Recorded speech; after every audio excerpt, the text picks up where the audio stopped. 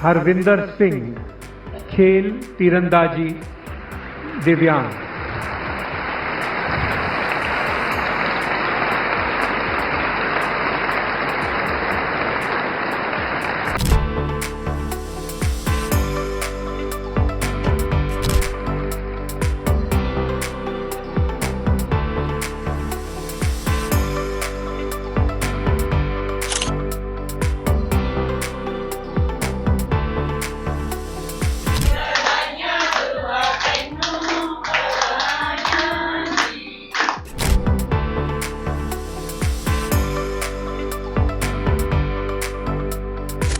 जी बहुत बहुत धन्यवाद जी। ये कल शाम को राष्ट्रपति भवन में प्रोग्राम था और माननीय राष्ट्रपति महोदय जी द्वारा 26 जनवरी को अनाउंस किया गया था कि मुझे पद्मश्री अवार्ड देने के लिए। और कुल कल 68 लोगों को पद्म भूषण, पद्म विभूषण और पद्मश्री अवार्ड मिले हैं। तो इसके लिए मैं भारत सरकार का, माननीय राष्ट्रपति महोदय जी का धन्यवाद करना चाहूँगा, क्योंकि 2012 से खेल रहा हूँ तीरंदाजी में, 2017 से इंडिया को रिप्रेजेंट कर रहा हूँ, मेडल जीत रहा हूँ। और मेरे योगदान को देखते हुए, मेडल्स को देखते हुए इंडिया के लिए भारत सरकार ने इस साल मुझे चयनित किया पद्मश्री अवार्ड के लिए। जी आगे लक्ष्य है और देश के लिए खेलते रहना, मेडल जीतते रहना, क्योंकि लगातार मेहनत जारी है। और मेरी उम्मीद रहेगी कि इस साल वर्ल्ड चैंपियनशिप, अगले साल पैरा एशियन गेम्स और उसके बाद 2028 में एलए पैरालंपिक्स, तो सभी कंपटीशन में देश को रिप्रेजेंट करूँ। जी ये जर्नी शुरू हुई थी 2012 में लंदन ओलंपिक्स के मैच देख के टीवी पे। और 2017 में मेरा पहला इंटरनेशनल डेब्यू था वर्ल्ड चैंपियनशिप चाइना में। और उसके बाद मेरा पहला इंटरनेशनल मेडल 2018 में पैरा एशियन गेम्स में था, गोल्ड मेडल। उसके बाद भी मैं लगातार देश के लिए खेल रहा हूँ, मेडल जीत रहा हूँ। 2021 टोक्यो पैरालंपिक्स में ब्रॉन्ज मेडल, हिस्टोरिक मेडल था देश का। और 2023 में पैरा एशियन गेम्स में चाइना में ब्रॉन्ज मेडल, और सबसे बड़ा मेडल पेरिस पैरालंपिक्स में जो गोल्ड मेडल जीता देश के लिए। तो ये हिस्टोरिक मेडल रहे। इसके अलावा भी वर्ल्ड रैंकिंग में, एशियन चैंपियनशिप में मेरे पास मेडल है।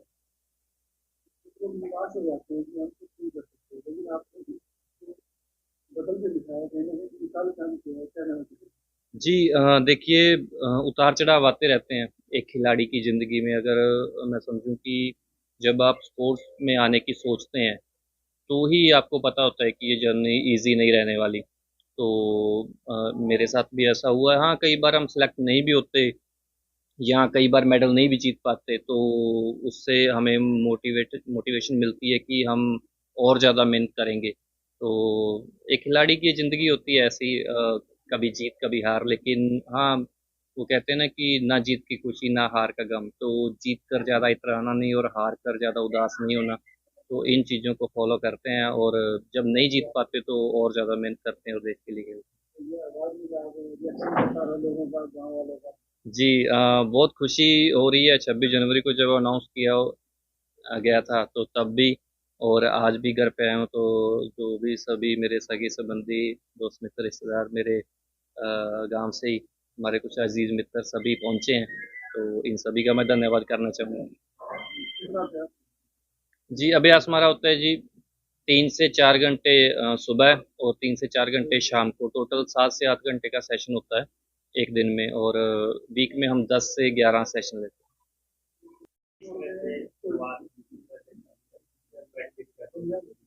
जी शुरुआत 2012 में हुई थी और उसके बाद लगातार खेलना शुरू किया। लेकिन फिर लॉकडाउन हो गया था 2020 में। तो उस दौरान जब सारा कुछ बंद था तो खेतों में टारगेट लगाकर प्रैक्टिस की लगभग 7 से 8 महीने। तो उसके बाद फिर टोक्यो में जाके पैरालंपिक्स में मेडल जीता था। तो आज भी मेरा टारगेट लगा रहता है खेत में, मैं बीच बीच में प्रैक्टिस करता हूँ। और मेरा मेडल आने के बाद हमारे शहर चीका में तीरंदाजी रेंज की शुरुआत हुई है। और मेरी कोशिश रहेगी कि मेरे इलाके में, ग्रामीण इलाके में भी आने वाले टाइम में गवर्नमेंट की हमें सपोर्ट रहेगी तो हम ग्राउंड और तीरंदाजी या अन्य खेलों को लेकर हम काम शुरू करेंगे।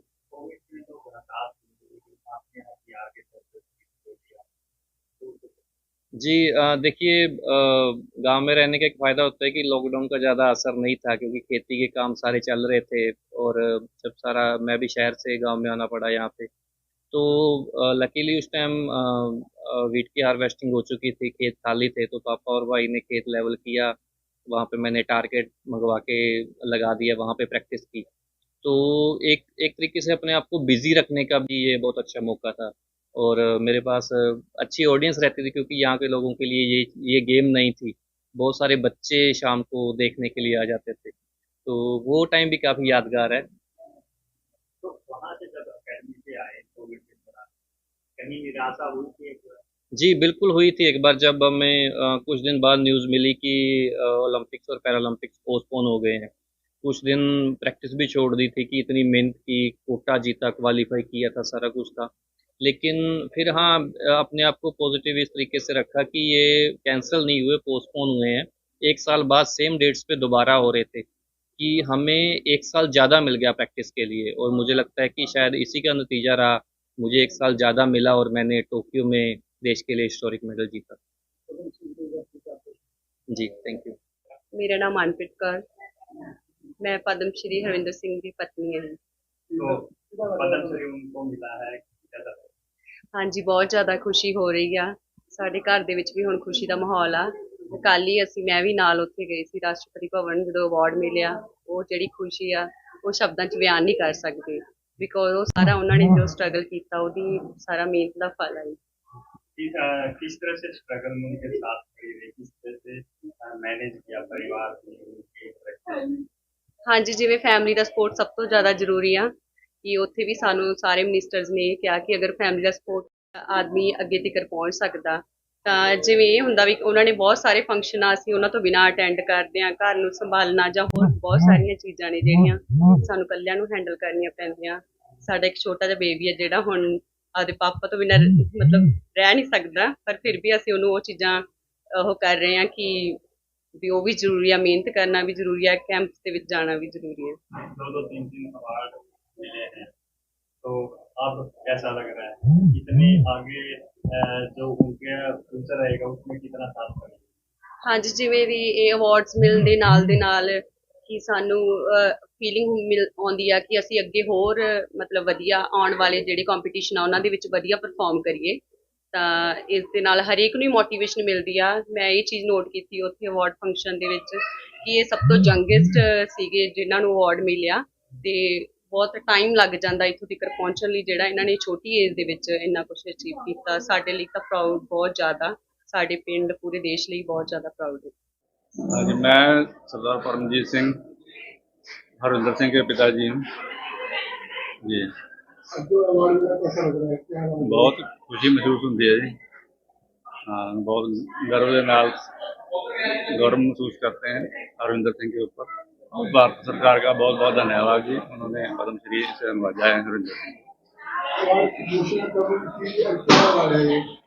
ये अवार्ड की घोषणा 26 जनवरी को हुई थी जी। हाँ जी, हाँ जी, पद्म श्री परिवार में कैसा? हाँ जी, बहुत खुशी महसूस है परिवार के अंदर, खुशी का माहौल है, आप देख ही रहे होंगे। हाँ जी, कैसा गर्व महसूस हो रहा है? बहुत गर्व महसूस होता है जी। हाँ, मुझे बहुत खुशी है। हाँ, 2021 में 20 में जो टोक्यो पैरालंपिक हुई उसमें ब्रॉन्ज मेडल था। 2023 में फिर चीन में हुई एशियन गेम, उसमें ब्रॉन्ज मेडल था। और अब की बार पेरिस में जो 2024 में पैरालंपिक हुई है उनमें गोल्ड मेडल था। उसी को देखते हुए, इनकी उपलब्धि को देखते हुए भारत सरकार ने इनको पद्म श्री से सम्मानित किया है। इसलिए भारत सरकार का बहुत बहुत धन्यवाद जी।